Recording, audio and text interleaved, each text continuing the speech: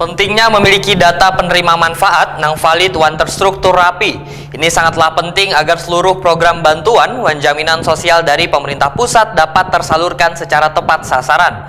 Pemerintah kota harus mampu memastikan pendataan yang dilakukan mulai dari tingkat bawah. Data yang terkumpul kaya data terpadu kesejahteraan sosial diharapkan dapat terhubung dengan data terpadu ekonomi sosial yang dikelola pemerintah pusat. Pentingnya memiliki data penerima manfaat yang valid dan terstruktur rapi. Ini sangatlah penting agar seluruh program bantuan dan jaminan sosial dari pemerintah pusat dapat tersalurkan secara tepat sasaran. Ini dipadahkan Wakil Ketua Dewan Perwakilan Rakyat Republik Indonesia, Cucun Ahmad Samsur Rijal, yang juga menjabat sebagai Ketua Dewan Pengurus Wilayah Partai Kebangkitan Bangsa Kalimantan Selatan, Waitakwan di Prima TV, usai sosialisasi BPJS Ketenagakerjaan di Kedai 99 Jalan Yos Sudarso, Banjarmasin Barat, jelang tengah hari Selasa, 12 Agustus 2025. Karena di kesehatan itu ada yang namanya subsidi PBI, penerima bantuan iuran, sekarang lagi dirapikan, ya. Ini karena lagi dirapikan, pasti ada terkendala ketika masuk ke rumah sakit mereka berobat mati. Ya, bisa karena kena random tadi yang 9 juta KTP yang tidak jelas ini. Makanya saya perintahkan teman-teman kader saya semua di sini yang diamanati menjadi wakil rakyat untuk membantu masyarakat. Anggota DPRD Banjarmasin Zainal Hakim menyatakan pemerintah kota harus mampu memastikan pendataan yang dilakukan mulai dari tingkat bawah. Data yang terkumpul kaya data terpadu kesejahteraan sosial diharapkan dapat terhubung dengan data terpadu ekonomi sosial yang dikelola pemerintah pusat. Keterhubungan data dari pemerintah pusat termasuk jaminan kesehatan, jaminan ketenagakerjaan, serta berbagai program sosial lainnya dapat menjangkau seluruh warga Banjarmasin yang membutuhkan.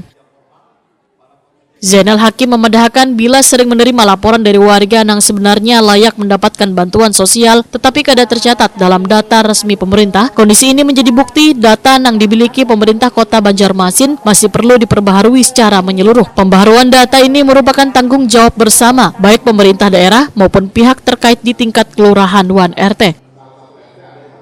Zainal Hakim berharap ke depan tidak ada lagi warga yang tertinggal atau terlewat dari pendataan, baik dalam data terpadu daerah maupun data terpusat nasional, sehingga seluruh program bantuan dan jaminan sosial yang menjadi hak warga dapat diberikan secara merata, tepat sasaran dan tanpa diskriminasi. Ketika bicara data, beberapa kali kita menerima warga bahwa banyak warga kita yang memang betul-betul